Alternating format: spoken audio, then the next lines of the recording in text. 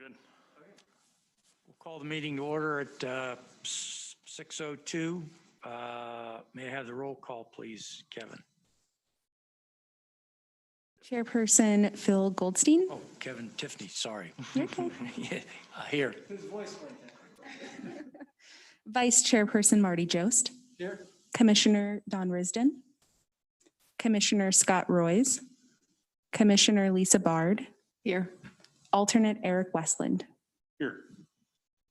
Thank you. Commissioners, staff, any amendments to the agenda? Okay, one thing I will mention for anybody that is here and interested in the Timnath Trail, Timnath Trail Riverbend Apartments issue, just forewarned, this is what's known as a site plan consideration. So there is no public comment on that. However, if you, we have found a workaround on that. So if anybody wants to comment on that, we'll allow that during the general public comment coming up here in a moment. So there still is an opportunity. I see you nodding your head. So if you wanted to have, no, okay. If there's anybody else that wanted to speak on that, that'll be an opportunity. Determination of alternate voting, Eric, our alternate will vote tonight.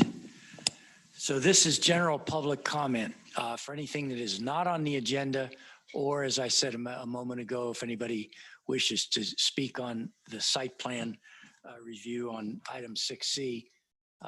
Is there anybody signed up for general comment? We do have someone signed up for general comment, a Michelle Wigton. Okay, if you'd come up to the podium, I see the microphone is already activated, and you're welcome to lower your mask if you want or not if you don't want to. Just make sure we can hear you. I'll leave it on. Welcome. Is that good? Okay. Yeah, so I'm here to voice a concern about the Timnath Ranch 8th filing and learn more about what this process looks like. I don't know. This filing is on your website, says it's a final plat under review. So I was hoping that my voice could still be heard about it. I sent this email to, I believe, you guys earlier today. Yeah? Yep. Oh yeah, you too. You too. And then some planning commission, which seemed associated with all of you guys. So anyway, it said that this wouldn't be read aloud at this meeting. And so I'm here to read it for you and get guidance. And I'm out of practice here. Would you state your name and address, please? yeah, Michelle Wigton, 7074 Veranda Court. Okay. I am a resident of the Timnath Ranch 6th filing, which is just south of the 8th filing. Okay. Yep. I don't see a problem with you reading that in. I know this will be on a future agenda. It's showing them. Oh, okay. If you, and credit to you for digging that deeply into the documents. I mean that's good. I wish everybody would look that far ahead.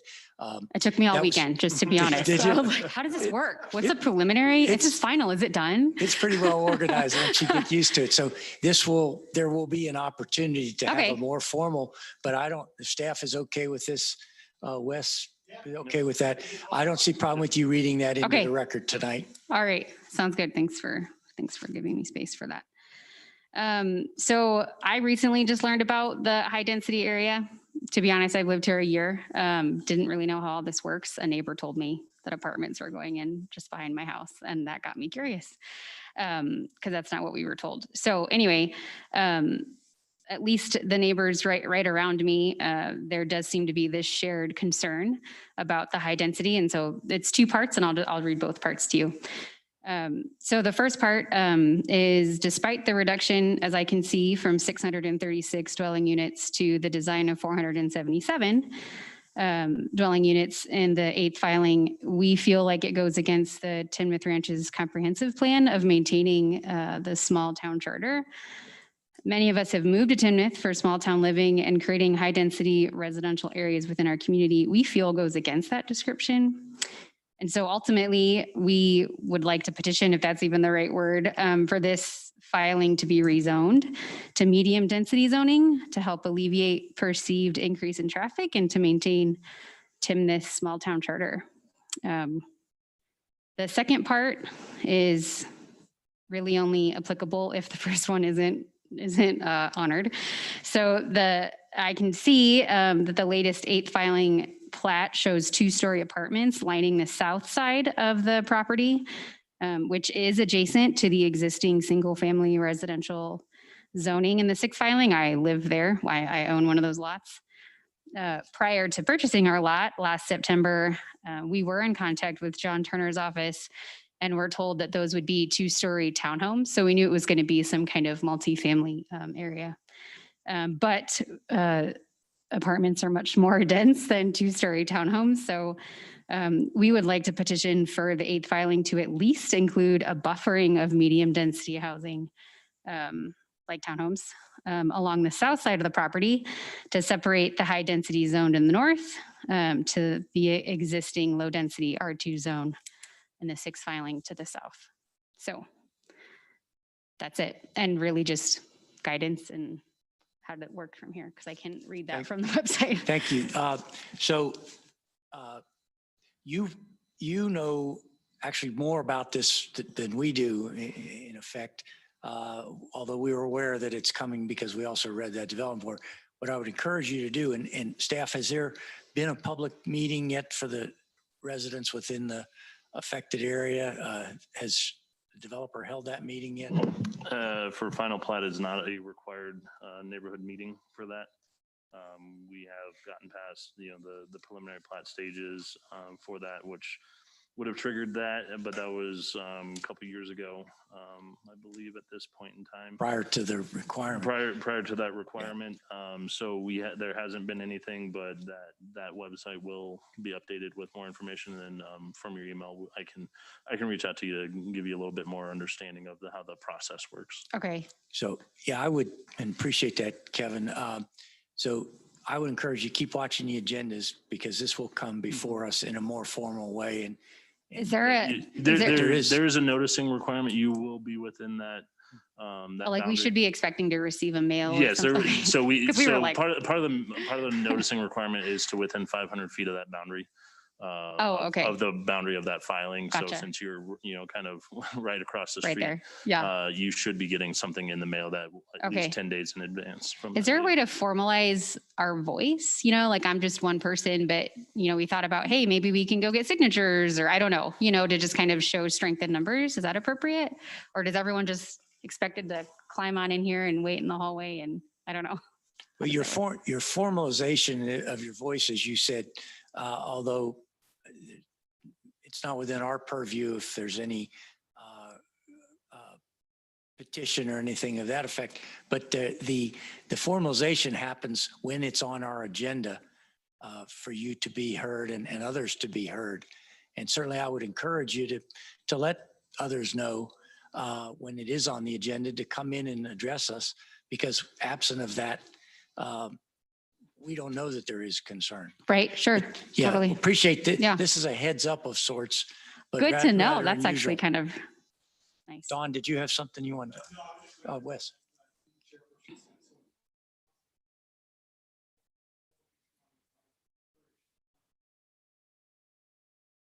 Okay.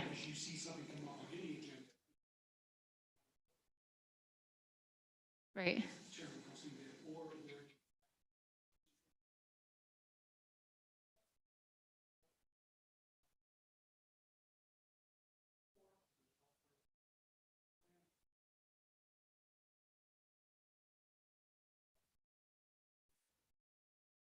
Okay, so it's all individual. And would everyone who lives in the 6th filing get a letter, or is that something that?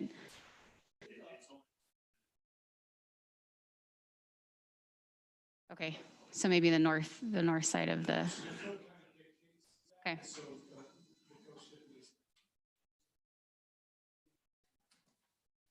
Okay. Okay. think So, that's and all. I would encourage you too, because after it we're a recommending body only. We make recommendations to council. So again, we're putting the cart way before the horse here, but Okay, so that you understand the rest of the process. yeah, Once however we act on it, whether we approve it, I amend it, lay down conditions, it then goes to council. So if you're rallying others who have concerns, or if there's those who are in favor of it, you plan on going to council as Is that well. in town, that's the town council? The town I'm on your council, which website. meets Okay. on the second and fourth Tuesdays in the month. So you guys would normally. make an ultimate recommendation, like a final one, if you will, and that would go to this town council and they would meet about it further? We make a recommendation, and again, until we see this, I have no idea Okay, how we will react to this. But the next stage after us is to go to council. So if you plan on coming and speaking on it, and others do so as well, again, in opposition or in favor, plan on coming to council as well.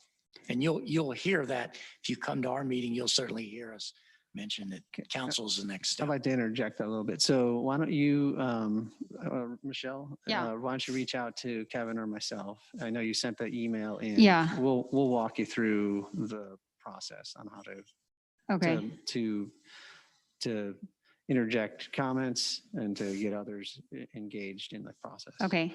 Do you like, how long is this process take? It just, with the word final, it was like, is this happening tomorrow? You know what I mean? No. Like, That's just what it's called. It takes Okay. months to go through. That's why Okay. it's still in Okay. review. So nothing's really been determined. great. For But, them. but just, so you know, the clarification here is it has gone through significant processes up until now. Yeah. So it's gone through a sketch plan or preliminary plat. So a lot of things have already been predetermined. The final plat is literally the last stage in the process. Yeah. So for rezoning and other things to happen, it is a pretty significant, I mean, it's rewinding the clock back. You know, to a the much- preliminary plat document didn't really document the type of building. It was only in one I found dated either October or even this month where it said 2-story building, this is an apartment. And it's like, Yeah, oh, okay. So the preliminary just sets the stage. The final is where things start to get more Okay. clarified. To be honest, I don't know that I would have necessarily raised a concern because I didn't know that I would have known what I was looking at, to be honest. That's okay. Yep. So even if it was February, the preliminary, you know, Well, so I think for the sake of tonight, I mean, I think we have a lot of things on the agenda Sure. tonight, but Yep. we'll have a conversation with staff and Okay. we'll articulate the whole process. okay, thanks. Appreciate it. You're Appreciate your time. Thank you. Anybody else? General public comment? Nope, thanks. Consent agenda consists only of the approval of the September 1st, 2020 meeting minutes. Commissioners, any additions or corrections to the minutes? No. Do I have a motion to approve the consent agenda? So moved. Second? Second. All in favor, say aye. Aye. Opposed? Passes on a 4-0 vote. First item of business, item 6A, on which there is a public hearing, the Fisher Farm subdivision first filing final plat. All yours, Kevin. I'm actually going to start this off. All yours, Matt. And Chad has actually gone out to get the applicant team to do their presentation. So while they're getting ready, I've actually handed out this sheet here. It's a little hard to read on screen, but in front of you there, this is kind of a new thing that we want to do to show the process, what this project has gone through and where they're at in that process. So at the top of this, it talks about annexation zoning all the way through building permit. So you'll see there that we're at the final plat stage of this process. So we've gone through a sketch plan, a preliminary plat, we're at the final plat, which then after the approval or whatever the outcome of this application is, then they would be going to a building permit state, or they'd be building infrastructure and then going to building permit stage. So, and then in the handout, you can probably read it way better than what's up there. It talks about the description of what the final plat entails, the public involvement, who's approving it, and how it relates to other documents. So This is just kind of a timeline to kind of get everybody on the same page. It's very helpful. I'm going to mention too, before we get started, as a reminder, our process with these, we will have staff introduce the subject, then we'll bring up the applicants. This is an opportunity. There is an opportunity for public hearing tonight. I don't know if anybody has signed up for that. They may know nobody at this point. And then we will open it up following that to public comment in case anybody else does show up. We'll close the public comment and then we'll bring it up here for the commissioners' questions and comments before we act on the item. So with that, go ahead. Thank you, Chairperson. So it has been some time coming for this one, but this is the Fisher Farm subdivision first filing final plat, kind of outlined in blue. That is the entire Fisher Farm property. What I've hatched in red there is the rough location of what the first filing is, just to give you a little bit of context. The zoning for the property is R2 and RMU. This portion is primarily in the R2 zoning for the property. So this final plat application is for 211 single-family detached lots on 84 acres, and then there will be 2 future development tracts totaling 154 acres to get the 236 acres, which is roughly the total of the property. It is located west of County Road 5 and south of the future extension of County Road 42E, right across from the corn maze, if you have seen that out there on County Road 5. The final plat will also include a 7-acre neighborhood park along with open space tracts, and then they will also have lots backing to open space, creating green belts. The density in this area is roughly 2.5 units per acre, and this final plat will have lots ranging from roughly 6,300 square feet in size to just over 10,000 square feet in size, and is in alignment with the previously approved preliminary plat. And then per section 6.6.5 of the land use code, the lots that do back to open space are eligible to have the side yard setback be reduced from 7 feet to 5 feet as part of the code. Staff has reviewed this application against the land use code and the review criteria, and it is in conformance with that, and it is in conformance with the technical design criteria manual.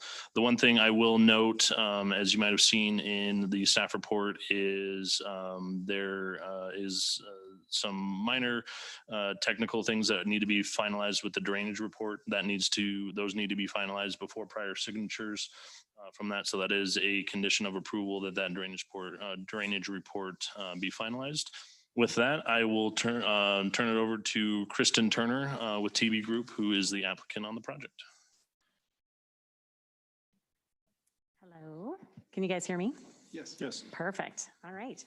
Well, I will keep this extremely brief tonight, and I will do my very best not to repeat anything that Kevin has already said, so you don't have to hear it twice. We're excited to be bringing Fisher Final forward. It's taken us a while to get here, but we're glad to be here this evening. And just wanted to point out a couple of the highlights of the plan. If you wouldn't mind. Oh, you got a clicker Going next, forward yeah. to the first one? Oh, do I? Yep. Brilliant. Perfect. Thank you.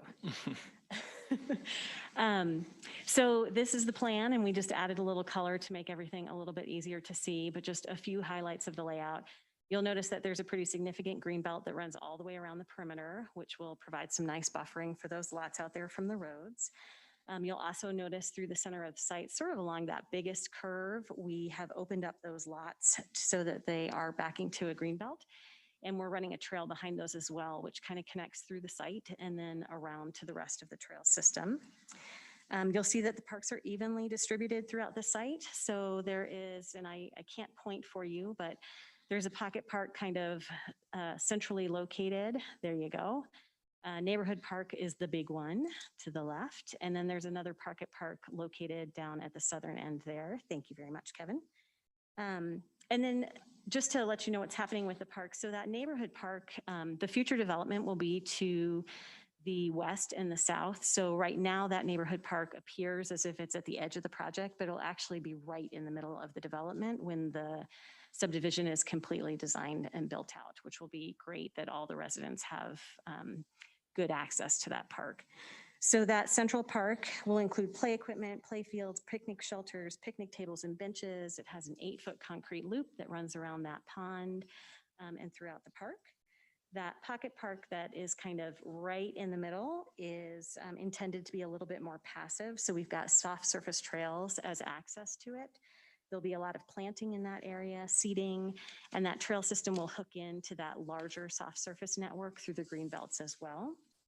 And then the pocket park at the southern end of the site will be a little bit more active. We've got a shade shelter and some seating and some larger turf areas for running around with your kids or your dog, throwing a Frisbee, whatever it may be. So that's really the big idea behind the design of the site.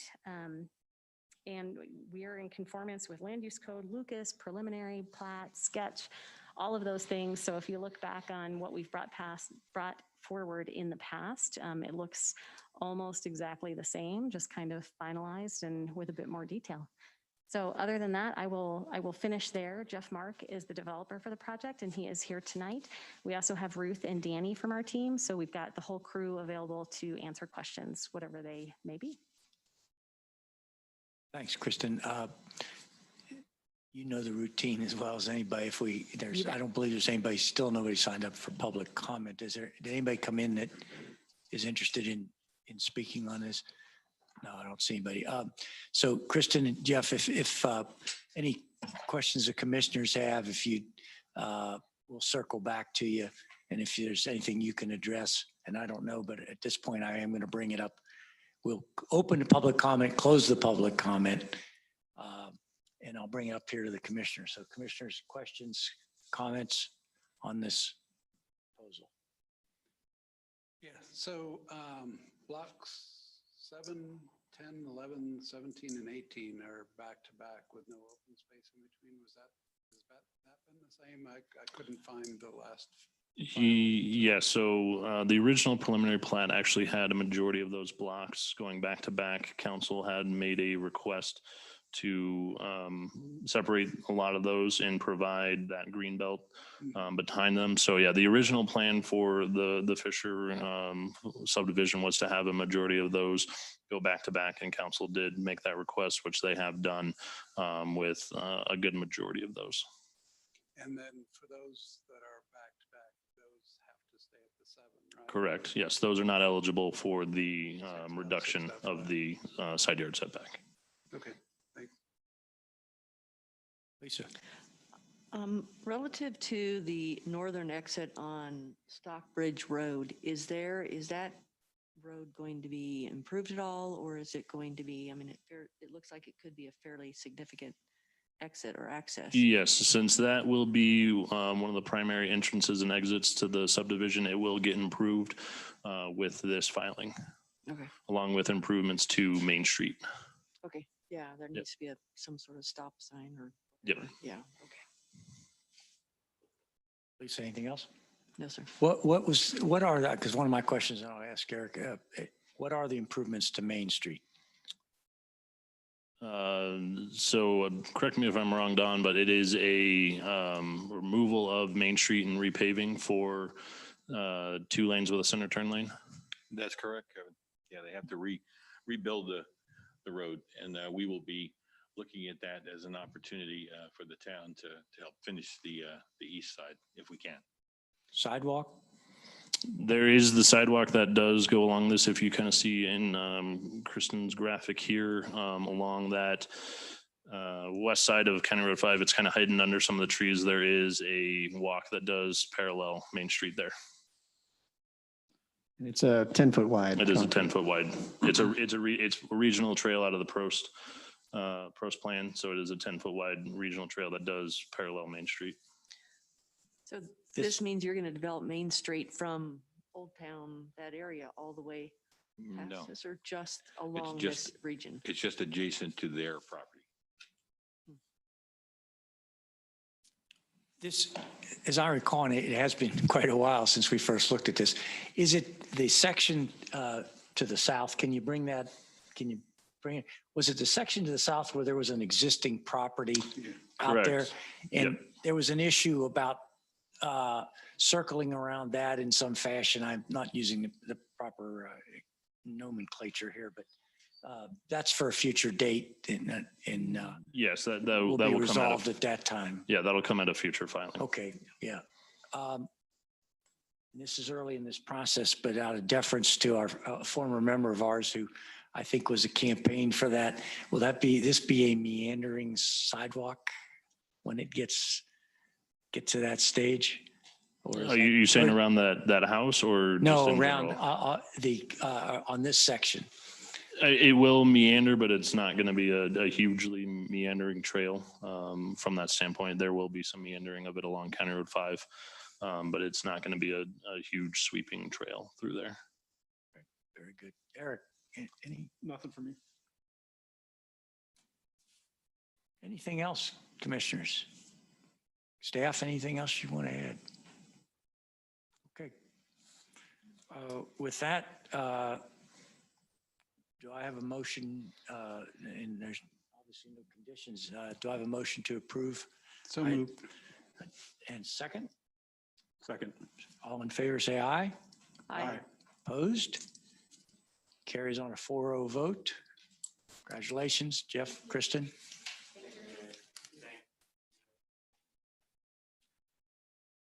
Item 6B, also an opportunity for public hearing, Saratoga Falls third filing preliminary plat. And I believe we've got at least one, if not two, comments. From just one, and I thought there was a second one. That one is on the other agenda. I got- Okay, you will. Okay, I'll mention those. very good. Two on them. Matt, you're going to take it first? Yep, thank you, Chairperson. So again, the same development review process graphic. This one has gone through annexation zoning and a sketch plan amendment, and we're now at the preliminary plat stage.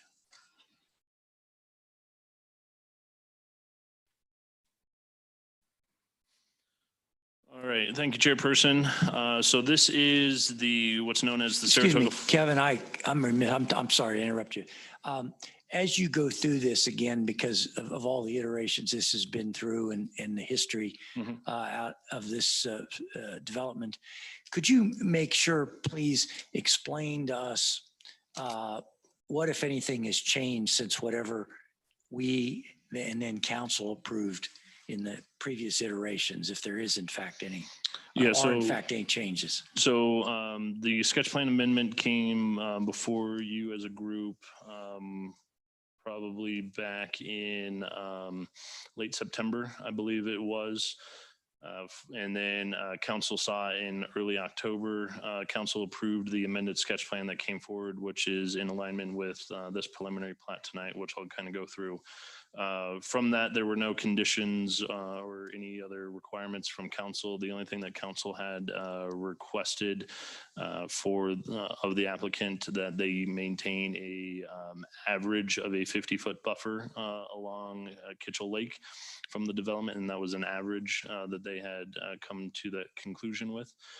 So that's kind of where we've been at since you guys last saw the sketch plan from that standpoint.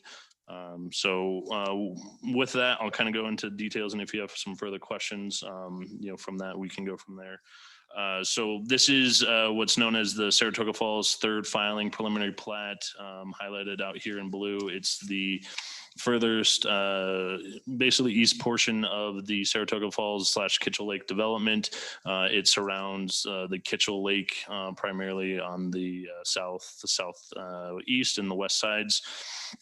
The zoning of the property is R2 single family residential.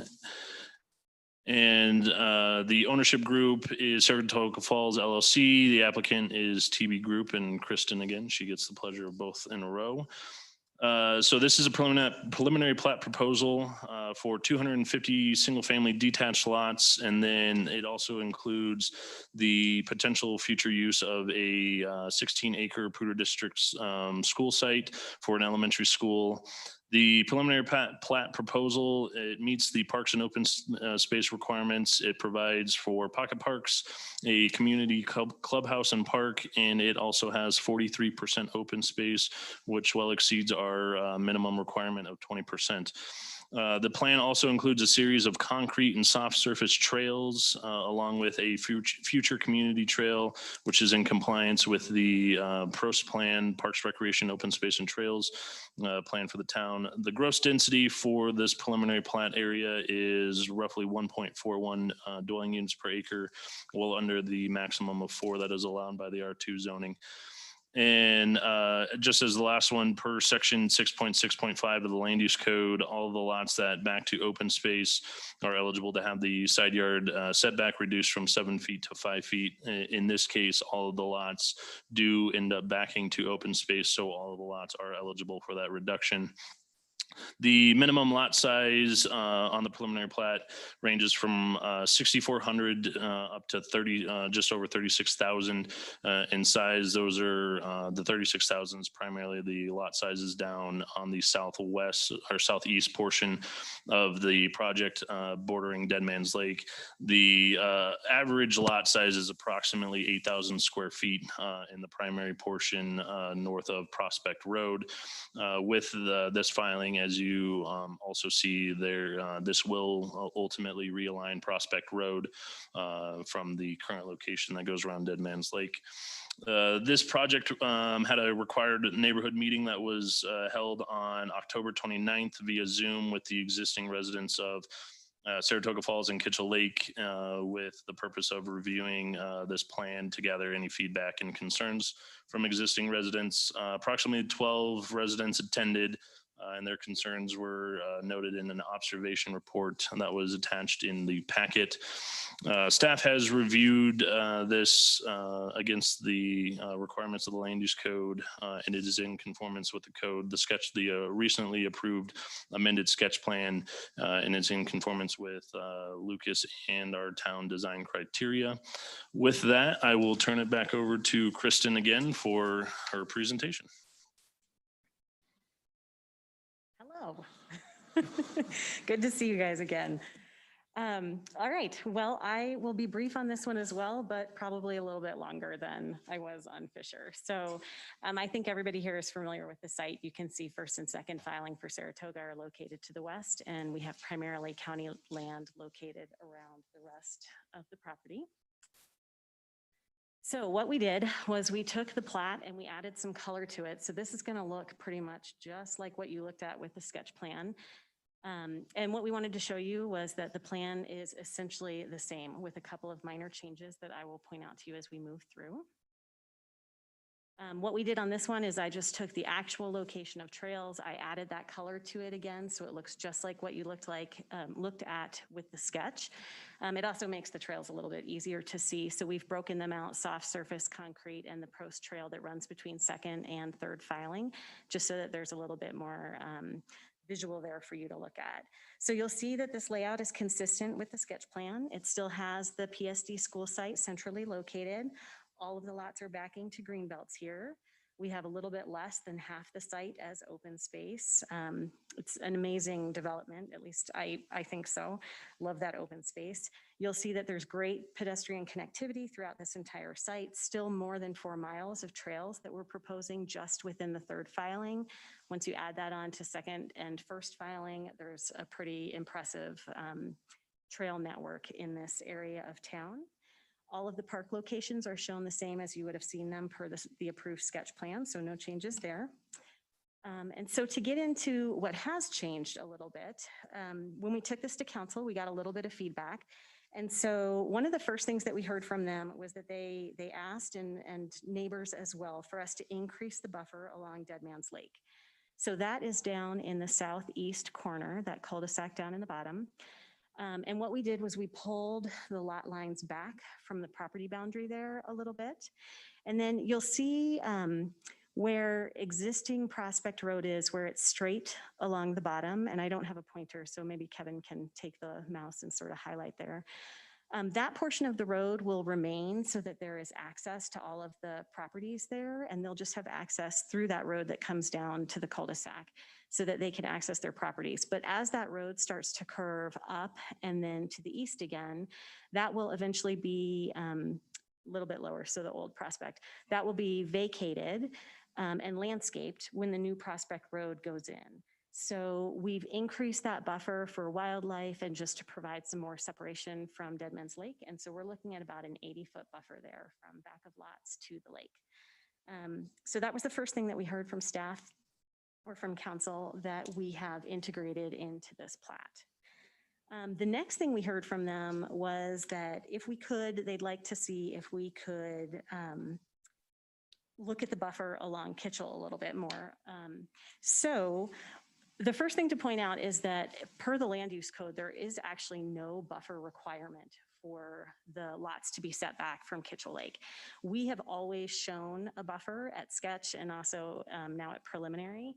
And that buffer has ranged depending on where you were around the edge of that lake. Generally, we were showing between 30 feet and 300 feet, depending on where you were looking at taking your takeoff. But part of the conversation that came up was talking about agreeing to an average buffer around the lake. And so what we finally settled on and Mr. Righeimer agreed to was an average of a 50-foot buffer around the lake. So as we moved from sketch into preliminary platting, we started to go through and test and make sure there were no issues with achieving that. And there were not, which is great. So what we did to open it up a little bit more is we clipped one of the lots. And Kevin, if you can circle around the western side where the lot line jogs in, right over there. So we clipped a lot over there, shortened it up a little bit to add a little bit more space. We were looking at our pinch points and trying to add a little bit more buffer there. Then if you move down along the south end of Kitchell, so right along here, and you guys probably remember the conversation, there was a lot of conversation about that was a tighter area of the plan. So we actually removed several lots there and we relocated them to the east. So you'll see that they are right next to the edge of the pocket park. Would you mind highlighting that area? Right there. So we took them away from the bottom of the lake and we moved them off of the lake and over to the east. And what that helped to do was open up the lake and create a direct connection from the lake through the pocket park and down to the wetlands. So you had a more seamless open space connection there. So those were really the big things that we heard from council that we incorporated.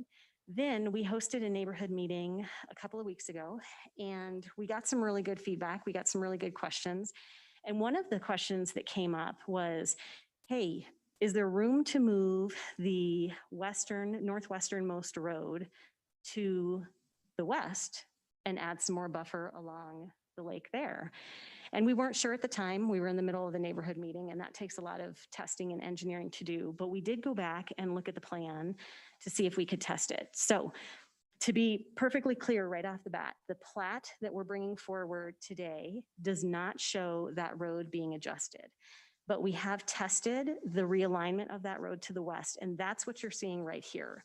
So I wanted to show you the site plan and how it would look with those lots shifted to the west to increase the buffer so that you could see what we were in the process of doing. So we've already notified staff that we're making that change, but because the hearings had already been noticed with the existing plat, you won't see that on the plat that we're requesting approval on today. But it is already in the works, as you can see from these plans, to be incorporated into the final plat. So we were able to shift that road alignment and all of the lots 20 feet to the west. We moved it as far as we possibly could, maintaining all the easements that we have to maintain. And that opened up, obviously, an additional 20 feet next to the lake. So if we move around and just look at this, I just wanted to highlight this. So what we had agreed to with council was to provide an average of 50 feet, which we had actually already been doing because of some of our more significant areas on the site, our pinch points that were around 30. That averages out to like 200 feet. So if you were to say, well, let's remove, the biggest the biggest green space, which is where the park is planned and there's no lots as an obstruction. And if you were to take an average lot and then take your average from there, what we're really looking at is like an average of 90 to 100-foot buffer all the way around the lake. So we've been exceeding that number the whole way through, but what we were able to do was add additional space almost the entire way around the lake. So if you start at the very top of the plan and work your way all the way around the west to where the park is, where the clubhouse and pool will be located, we've got at least 50 feet all the way around. As you continue around the lake, we've got at least 50 feet and growing as you move past that clubhouse and park. And then we have a little bit of our tighter area up as you move towards the east. So there's a couple of dimensions that are in there. It's probably hard for you to see. It's hard for me to see from here. But if you can see it on your screen, we've included some dimensions to give you some ideas of generally what those dimensions are from back of lot to the edge of the property line. So you're going to see a couple of places, and especially on that western side where the lot line jogs in a little bit, you'll see it's an angle. It makes a kind of a weird, unnatural shape, where you'll see that that dimension is shown at 31.3 feet. So that is the dimension. And what I wanted to do was show you some of our tightest points and how we're addressing them. So that is the dimension from the back of the lot to the property line. But what I also wanted to point out was that dimension just above it that says 87.9. Did I read it right? Okay, my glasses are also fogging up. So that dimension is actually from the back of the line or back of the lot line to the edge of water. So just what I wanted to point out is when we talk about these buffer spaces from the back of the lot to the property line is almost an arbitrary line. It's an invisible line that nobody can see. But in many cases around this section of the neighborhood, there's actually additional buffer from the back of the lot to where the water actually begins. So while that may only be 30 feet there to the property line, you're looking at 87 feet to the water. So a significantly larger buffer. Again, if you move to the bottom of the south end of the pond, you'll see another pinch point where we've got 35.4 feet from the back of the lot to the property line, but we've actually got just under 42 feet to the edge of water. So a little bit more there. And then another pinch point I pulled for you over on the eastern side, 33.7 feet from lot line to property line, but actually almost just under 90 feet to the water. So we really have opened up that space between back of lots to the water significantly since we last met with you, which we really think is a benefit to the project. And it was a great suggestion that we got from the neighbors. So we were happy to be able to incorporate it. So those were the big changes that were made, which are not that big. Additional buffer around the lake, additional buffer around Dead Man's Lake, and the relocation of a couple of lots to open up some of those green spaces. But beyond that, everything is exactly as you saw it on the sketch plan.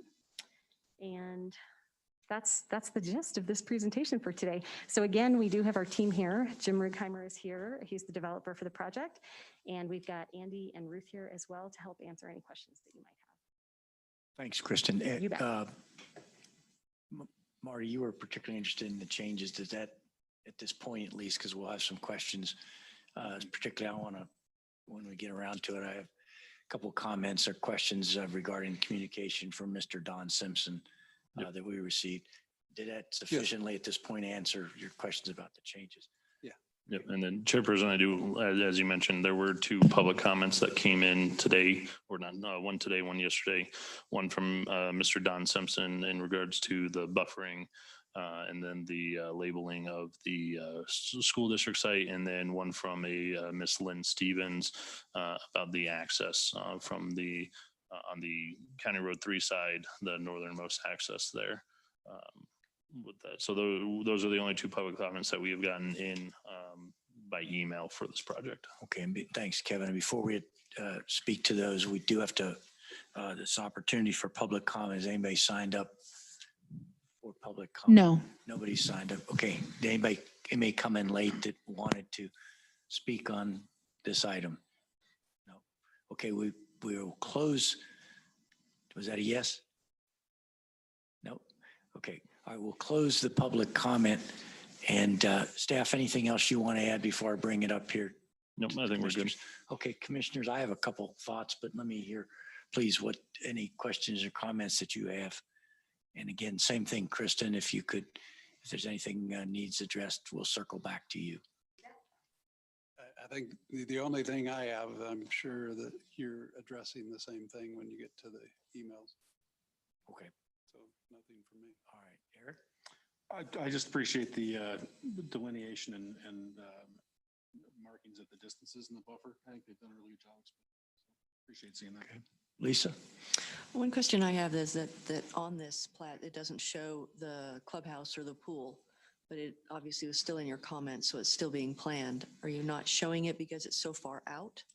Sure. So the clubhouse and the pool are actually listed in the plat as a use for that tract. That would be a future site plan that would be required to do that. So the plat is really just showing the technical pieces that would be approved as part of this filing right now, which are the roads, the infrastructure, the lot layout.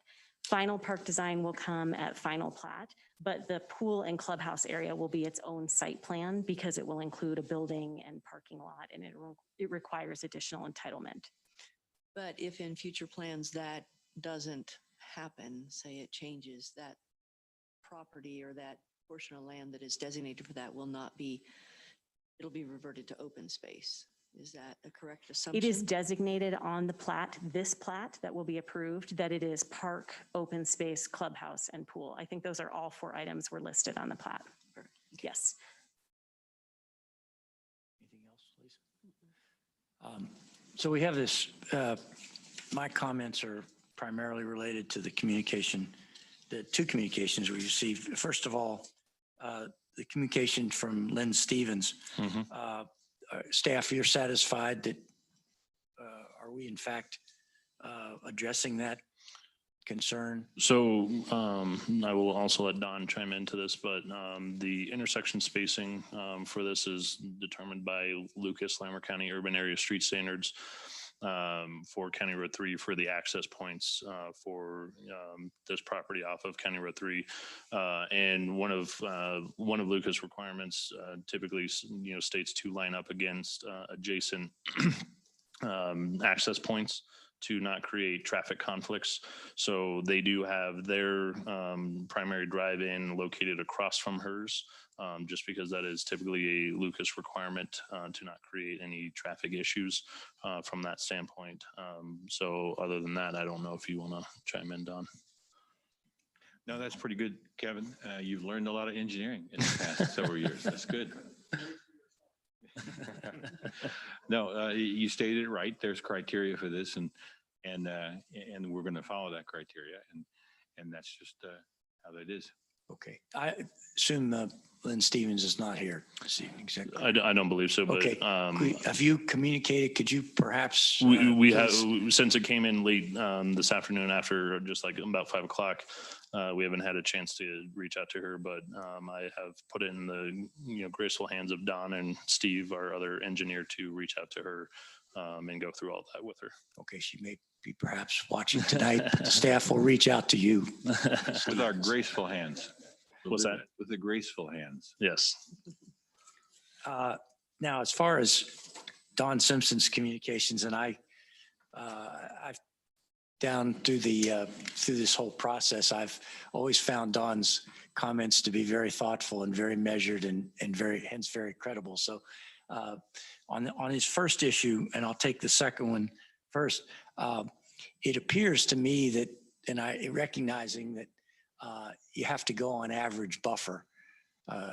In this case, staff, are you satisfied that in fact and I'm sure Don realized that as well, we're meeting or exceeding an average of 50 feet? Yes, It would we are. appear And- so, but Yep, we are satisfied with that, and like Kristen had mentioned, after the sketch plan for this preliminary plat. We had worked with her and her team to come up with some of those design changes, not necessarily the road as that came out of the neighborhood meeting, but shifting some of those lots on the southeast portion to free up some of that area and provide a little bit more and try and push a couple more of those lots back there to meet that requirement of an average. They did staff feels that they did an adequate job doing that. And one of the things that Kristen did mention is that even though the property boundary is closer, the water's edge is significantly further out. So there's not to be any improvements on what would be the property of Kitchell Lake. So that will stay as its native state as is from that standpoint. So there will be additional kind of native buffering to the water's edge that is on the Kitchell Lake property. Thank you. And on the other issue, the school site, and as I recall from the council meeting,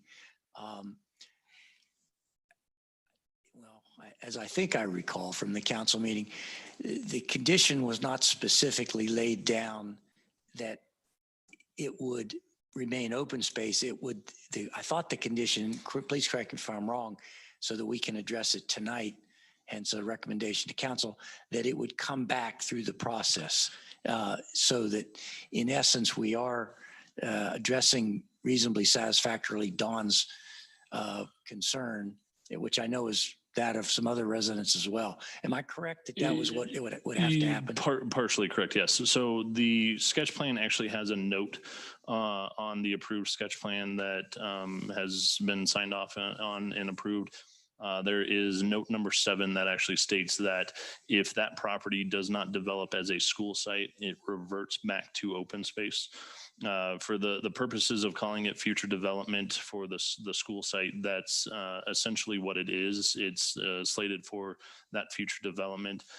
It's not necessarily appropriate to call it open space at this time, just because that's not the intended use of that property.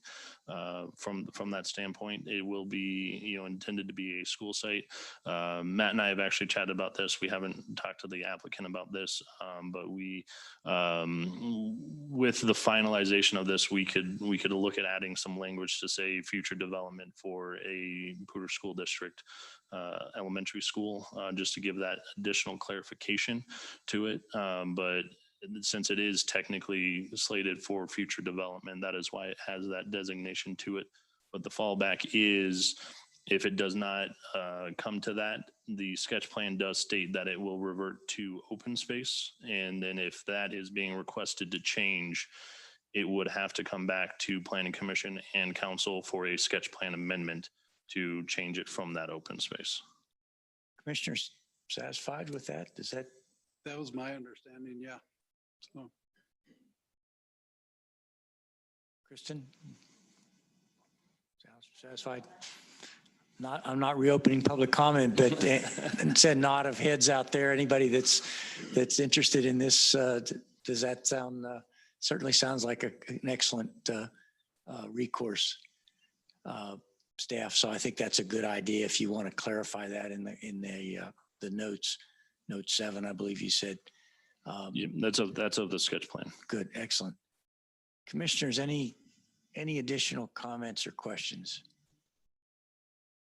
Oh, I know. I know the other one I wanted to ask.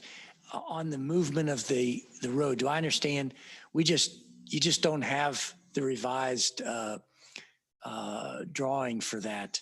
But staff, you've addressed that and So you agree that I would seem to be a very favorable thing and you're working through that? yes, with so the applicant. that design change came, as Kristen had mentioned, came after we had noticed for this hearing.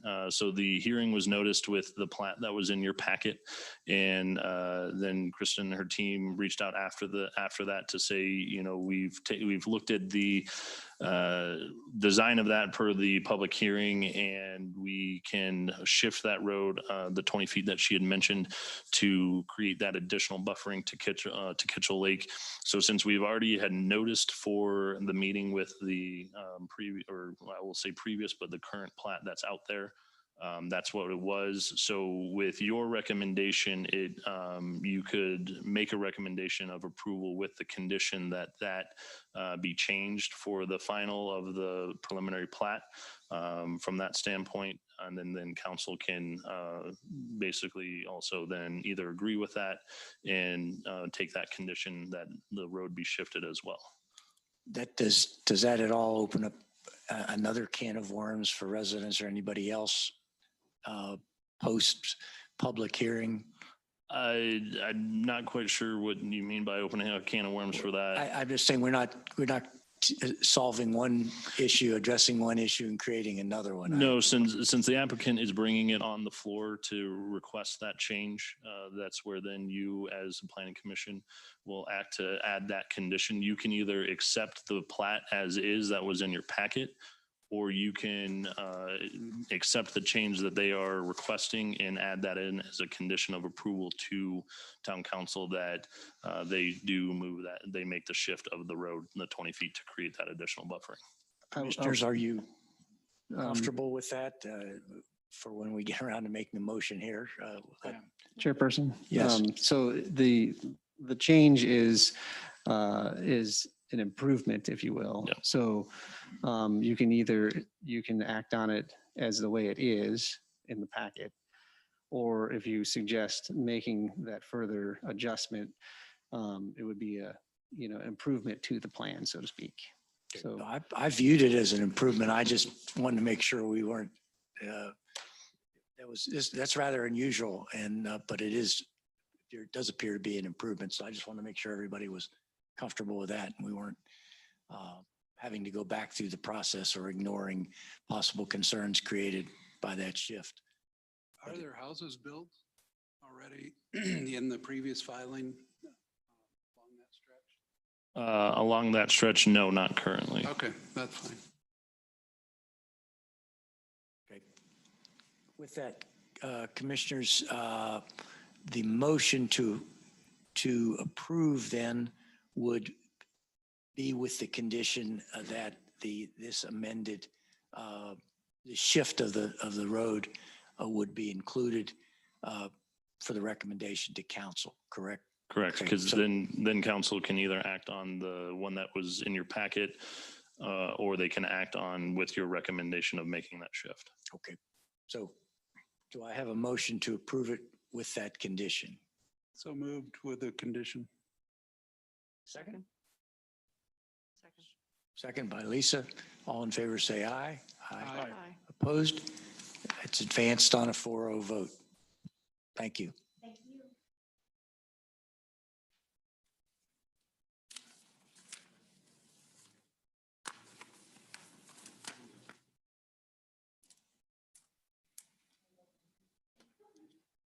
We're going to bring in door number 3 here. Okay. we'll let the crowd clear. And in the meantime, I'll introduce this next one. So Okay. This is item 6C, Timmins Trail at Riverbend Apartments, Phase 2 Development Site Plan. So the graphic you have in front of you there is showing the development process for this one. The uniqueness here, and it's not super clear, but there's a bunch of, most of the steps are faded out because we haven't needed those. So this project went from an annexation and zoning application to a development site plan and basically skipped all those other steps because it's one parcel that then is getting a site plan applied to it. And then following the site plan, it will go to a building permit, which will be handled at the staff level.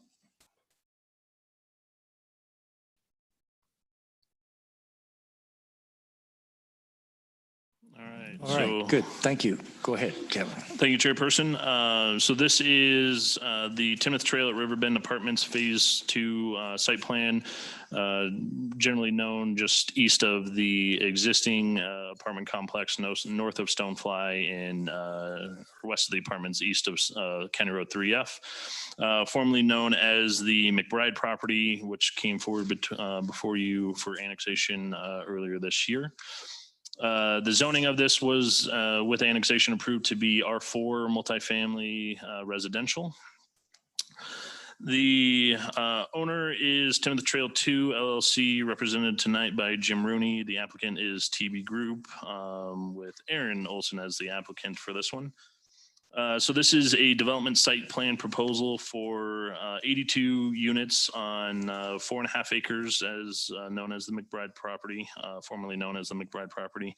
The site will contain 3 multifamily residential buildings that will range from 25 to 30 dwelling units each, consisting of 1 and 2 bedroom for rent apartments. There are also 4 separate buildings containing garage parking spaces. The site will actually connect from the existing phase 1 from the east and the south. So the east side of the property where the existing Poudre River Trail is, and then the south of the property closer to Stonefly. And the site will also include a fitness center, which is contained in one of the buildings, a community garden, a car wash station, and then an additional playground for residents of this side. There are also 2 bike racks that will total 14 spaces for bicycle parking. This proposal also includes the addition of moving the Poudre River Trail to the western edge of the property. So the intent with this is that the Poudre River Trail will, the trail that's there as the existing Poudre River Trail will continue, but the future alignment of that Poudre River Trail will move over to the western side of this property to go down what will be formerly known as County Road 3F. The property includes roughly 87,000 square feet of landscaping and open space, which is roughly 44% of the site, and which exceeds the 20% required minimum. The parking for the site is 180 spaces based off of 1.5 per 1 bedroom and 1.7 for 2 bedrooms. The applicant is actually providing a total of 211 garage and surface spaces combined, including 8 handicap spaces. With the connection of phase 2 from phase 1, there will actually be a reduction of 8 parking spaces from phase 1 that will be taken out to provide those connections. But the applicant increasing the number of spaces over here by 31 will effectively make up for the 18 space reduction that was granted for the first phase, and then also make up for the 8 spaces that are going to be removed for the connection.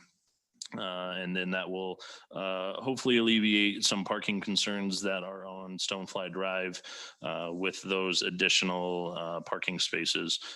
The other thing to note is that the applicant is buffering the single family residence to the west by relocating the 8-foot fence that's on the east side of the property over to the west side along the frontage of that residence. And the applicant is also proposing to add in mature Austrian pines, which will be roughly 15 to 20 feet in height and roughly 10 feet in width to help screen the buildings from that residence. Those will be planted as mature, so they won't be growing into that size. They will already roughly be that size. Just as the first phase, the applicant is requesting a basically 14% height exception to allow for 40 feet in building height up from the maximum of 35 feet per section 2.9.9.10 of the land use code. The building architecture is going to be the exact same as the first phase. From those buildings, there's nothing changing from that standpoint. They will keep the same architecture across the entire site. And then just to note, there was a neighborhood meeting for this project, which was held on August 31st with the surrounding residents of the project. There were only three residents in attendance, two of which were the residents to the west of this property, and then one that was down County Road 3F to the south. And the concerns that were raised by those residents were the buffering to that single family residence to the west, and then parking for Stonefly. Staff has reviewed this against the land use code and find that it is in conformance with the review criteria of the land use code. And with that, I will turn it over to Aaron. Turn it over to Jim for presentation. Thank you, Kevin. Nice to see everybody. There's some new faces since the last time I was here and some familiar faces as well. So I'm going to give you just a brief context and then I'm going to let Aaron and Isaac Lewis, who's also part of our team, run through more of the detail. But first off, this project gives you guys a pretty good opportunity to get a taste of what is coming because you have it right across the street and you get to see it every day or anytime you're at this building. So it's really just a continuation of what we built next door. And one of the key things or one of the bigger benefits to both us and the community is because we built phase one, we have the opportunity to kind of tweak this second phase to what I would say is just kind of get the perfect blend of everything. And probably the two things that we're trying to blend together with the second phase is the unit mix and the parking. So we did have a variance for parking on phase one that dropped the, I think it was 18 stalls below what was required. And it hasn't, I guess it's probably not for me to say it hasn't been a problem for us or for the tenants. I know that the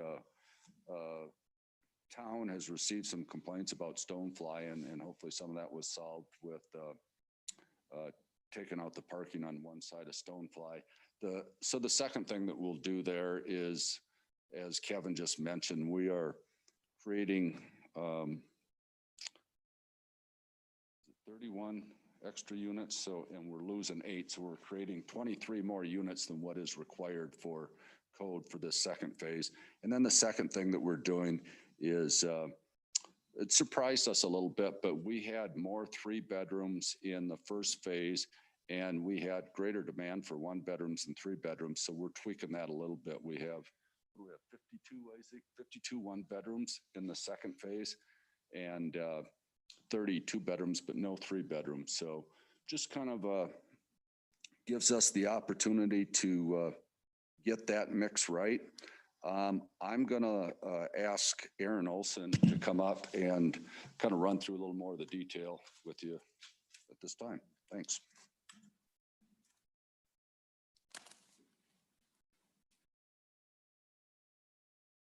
Good evening, Aaron Olson. I think Jim and Kevin have summarized pretty well what we're showing here on this first slide, which is the color site plan.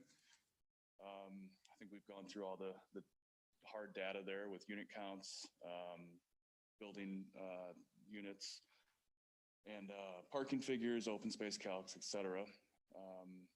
One thing I think we'd like to note is the pedestrian circulation. We made an effort around that central open space to make a corridor to connect phase 1 and 2.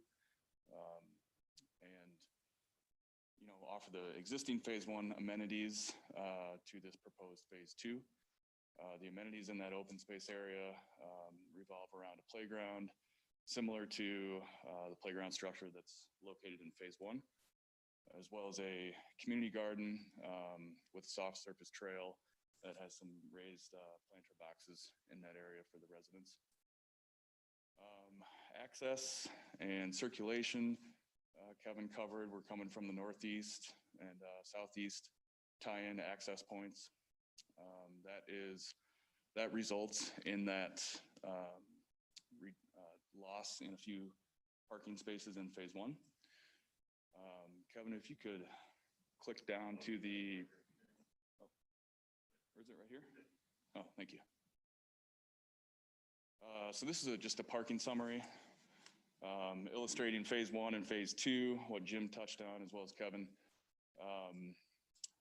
Easiest way to put it was the reduction in phase 1 and the addition in phase 2 with those demo areas for access points results in 5 additional parking spaces that are required when looking at the whole community in itself. These are some precedent images that we included just to, again, reiterate the architecture, character, materials, and what you see across the street that we're proposing for phase 2 as well. Amenities are also similar with the playground and use for phase 2 residents as well. I'm happy to answer any questions you may have, or Isaac, if you have anything. Anything else from your team at this point? And I'm gonna hit the parking pretty hard. And I suspect that only Vice Chair Jost here to my left and I were here at that time. But so I'll get back to the parking here in a minute, but other commissioners, other questions. There is no opportunity for public comment to anybody who may have come in late on this because it's a site plan. But other than parking. I anything have else? one question. You mentioned a 40-foot height variance from 35 feet permitted. Is that consistent in phase 1, that same 40-foot? Correct. They were granted that same variance in phase 1. So you're not changing the architecture of any kind, it's just to match what has already been done. Correct. Let me move on to the parking, and certainly everybody can add anything to that. And as for that height variance, I at the time was a little concerned about it, but I think it was acceptable, if not an attractive variance, and I don't have any issues with that. What I do have issues with are the parking. If you'll recall, the Planning Commission at that time was not in favor of the parking variance that allowed less spaces. My own personal comment at that time, I remember distinctly, was that it wasn't so much the number of parking spaces needed for the residents as the fact that this particular property sits dead center in the Poudre River Trail, which in a couple of years here is going to be completed. And I saw that as a convenient place for people to come and park and get on the trail and go in either direction. And that already, I think that we obviously have a problem out on Stonefly. So I was also at the council meeting a while back. And so the Planning Commission at that time granted the exception to the parking requirements, and council relied on that, obviously to the town, or at least to that area's detriment. So we don't want to repeat that, because I suspect, having heard council be very concerned about that, I suspect they will not be as forgiving as the previous council was. So the question I want to lob out here is, I realize I believe you said net will end up 5 more. I'm not certain that that's sufficient to address this problem that we have out on Stonefly, which is significant.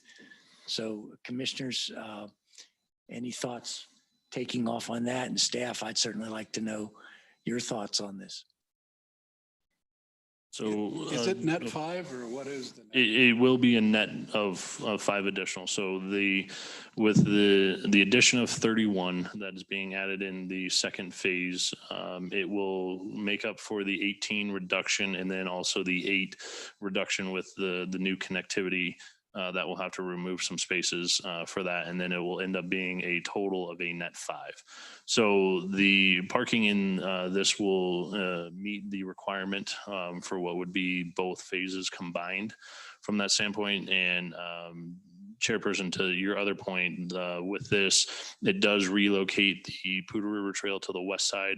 So it will no longer run through the middle of the property, which will help also alleviate some of that concern, as the Poudre River Trail, since it will be on the west side, there's not really much of, let me just park here and then quickly jump onto the trail. Stonefly is still a public road. So if folks that want to use the Poudre River Trail do park on Stonefly on the north side, they do have that ability to do that, as Stonefly still is a public road with public parking as an option. But I will leave it to Isaac and Jim, but I believe they have, parking requirements for that to be their residents and guests only on site. And then Don, did you have something to add? Just one point though, before we get too far. It's a net 5 above the total requirements for both? Correct. It's a net 5 over both combined. Yes. With this phase, it's actually a net 31 over what this would be required. So it's making up for the reduction that was granted and then the removal for the connection. And then it has enough that it'll be a net 5 for the total. And then Don, did you want to? Yeah, we appreciate the town's concern and we share that concern because if we have a parking issue, it causes a rentability issue as well. I won't say that it has been a rentability problem yet, but it's not perfect and it can be better. And that was part of our intent with, it's kind of hard to read the small numbers there, but just to go through this again, we're not approving phase 1 here. Phase 1 is done, it's built. So phase 2, we have created 31 extra parking spaces. There's 180 required.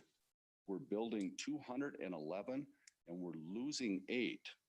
So we have 23 parking spaces beyond what the code requires, just for phase 2. In addition, there is still parking on one side of Stonefly.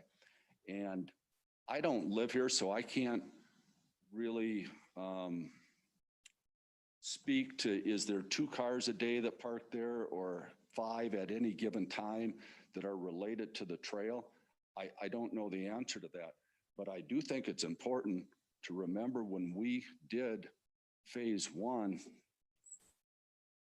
we debated quite a bit. We did not want to pay for that road, but our development, Mr. Toronto will agree, we paid for Stonefly. We were required to build it. We argued against it. We built it and we were required to build it extra wide for parking on both sides. So we paid for that. And I think we're entitled to some use of it. We are the adjacent property owner. We were never asked, nor I think expected, that we build a parking lot to serve the Poudre River Trail. Because it's there and they're adjacent, I think it's just natural that some people are going to park there. But the code exists for a very good reason. I think it's a really well thought out code and I think it's appropriate.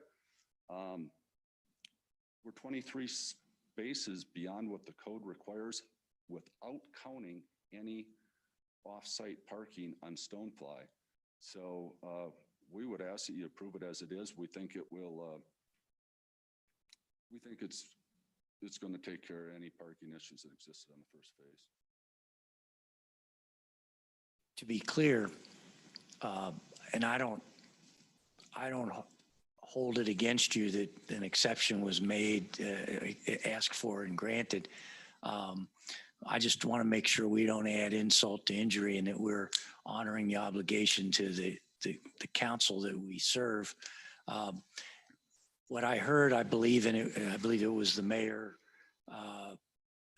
or Mayor Pro Tem that night who said, when this gets back to us, what we hope is that it not just meets but exceeds. The question that'll come before council is, are a net 5 increase exceeding sufficiently?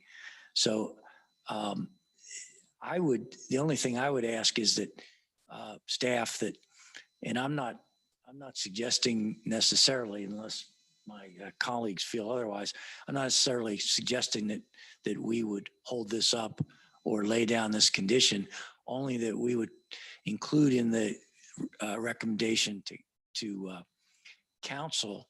But as a site plan, does this in fact go back to council at some point and sufficiently so that we can do what I'm going to suggest, and that is note that Planning Commission did address this, did note that we knew council was interested in this, not just meeting but exceeding, and that now it's up to council to determine if a net increase of 5 is sufficient in their wisdom to to meet meet what obviously is their interest in improving this situation.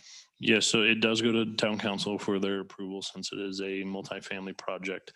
What I would suggest is that you allow staff to put in, because part of the staff report to council is a planning commission recommendation, is that we add in a note there that you, as a planning commission, brought up concerns with the net 5 increase. I don't necessarily think it's a condition of approval, but we can add that as a note that came from planning commission as a potential concern.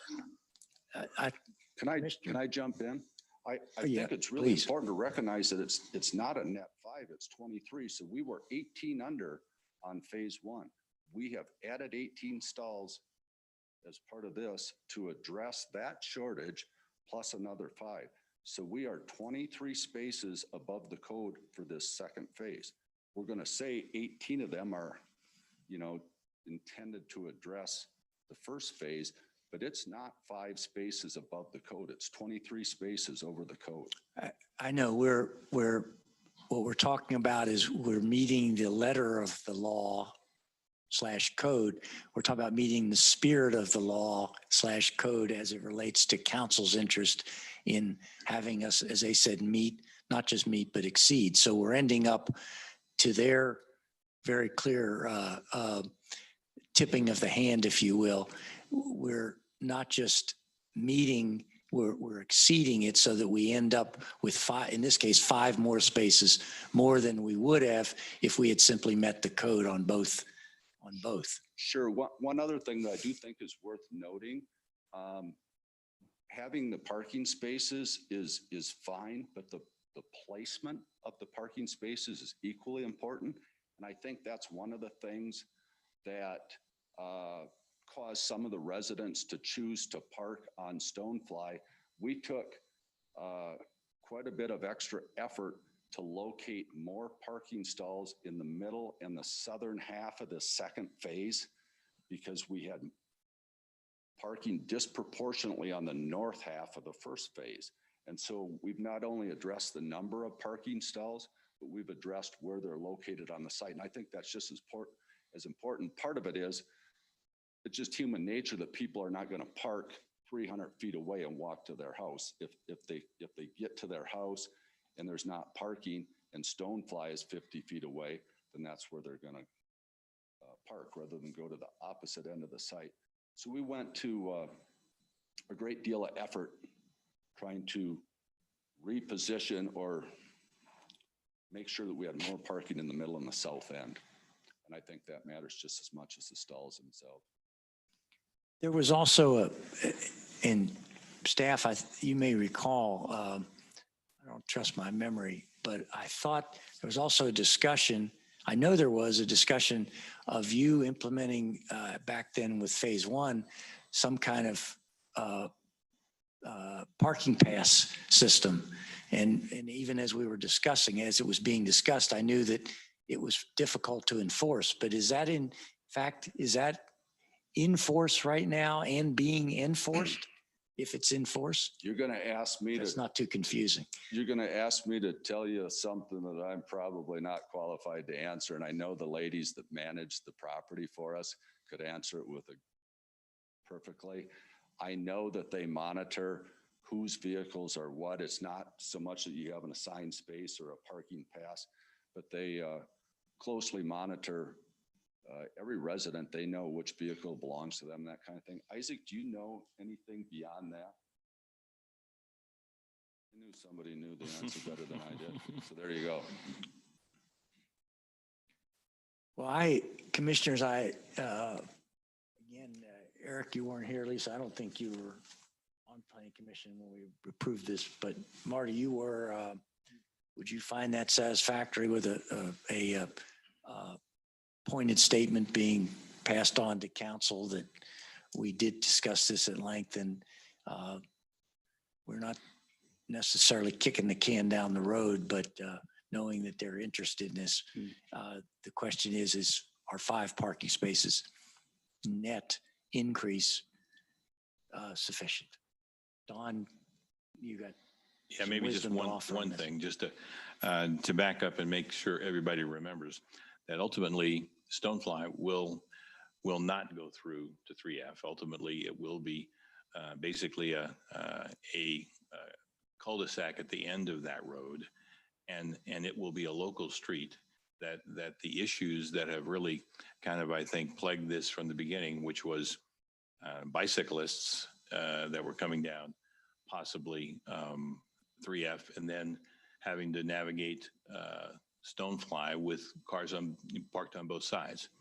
We believe we've come up with a very credible solution for that by eliminating the parking on the south side, thereby making the travel surfaces on that road more than any of 3F. So we really do think that that's a good solution for that. Secondly, I think it is something we should point out again that the long-term solution for this, Stonefly won't be an issue because it will be a dead-end street. I didn't think there was parking on both sides. There was originally. Yeah. But there is not now because we removed it and removed all the lane striping so that the travel surface of that road is wider, noticeably wider than 3F. I guess to answer your question is, I don't have an issue with it. I mean, I guess we have to watch semantics. It's 5, in total, 5 above the requirement. So, I mean, last time I didn't really like the parking, but we would have, if it met the requirements, we would have, approved it. And, so I'm okay with it being 5 above, and especially with Stonefly not becoming an issue, but even as it is, I bike by there fairly often and it's not an issue for me. And I would agree. I don't think that we need to say to town council, we didn't make the decision, so therefore you get to make it. We talked about it, but we didn't make it. I mean, we either deem that it is acceptable or it isn't. And if it is above. And the other thing that I would bring up is that in looking at where the Poudre Trail, if it has been moved to the west side, I don't see people coming and parking in that area. They're going to either park up at the park up by Walmart, or they're going to go further down to get on trail once that trail goes all the way through. And it's currently not going all the way through. So it's not a great place to get on and off the trail. If you're going to go to Riverbend, you're going to go to some other place to get on, or you're going to be passing through on the road. So are there any other parking and input areas planned for the Poudre River Trail between the Walmart area and all the way down to River Bluffs? That'll be a Mr. Poudre River Trail to my left here. The best place would be at the community park, actually, Okay. because there'll be, the trail goes right through the community park. And plenty of parking there and plenty of plenty of parking there. access there. And I mean, back to Don's point too, some on-street parking, if people so choose, they want to park there and get on the trail. So be it, as well as pretty much anywhere along the trail, you could do that same thing if it is adjacent to a roadway and there's parking. So agreed, if there are other places to get onto the trail that are designated for that purpose. This parking lot would be a good example of that. too. Well, now that they have the parking passes, so you've. That's right. Yeah. Well, I'm comforted by that. I'm bringing this up only because I know it's going to be a concern. Quite honestly, I suspect, having heard what I heard that night at council, even if we didn't bring it up to this, if I didn't bring this up to this extent, they would still be very concerned.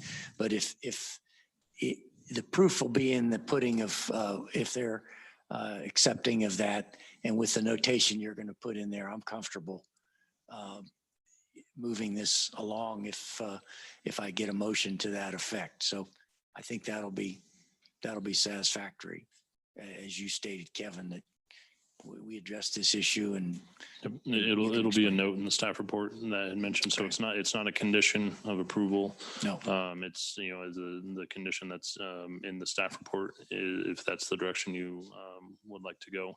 But we will note it in the staff report that it was discussed. Yeah, it doesn't meet the test of a condition necessarily, but okay, I think that's satisfactory. Commissioners, With that said, any other comments, questions about this proposal? Do I have a motion to approve item 6C, Timoth Trail River Bend Phase 2 Development Site Plan? So moved. A second? Second. Second by Lisa. All in favor, say aye. Aye. Opposed? Advances on a 4-0 vote. Congratulations.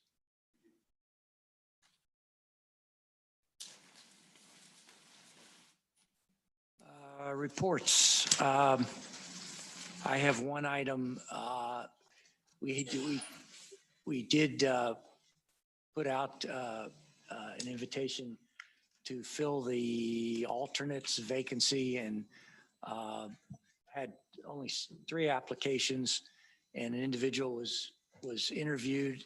And am I correct saying, I'm not going to mention the name, but still moving forward to make a recommendation to council here in due course Yes, that Chairperson. that individual be appointed to Planning Commission. That is the plan. We're planning on taking a recommendation forward in January for this individual. So, Okay.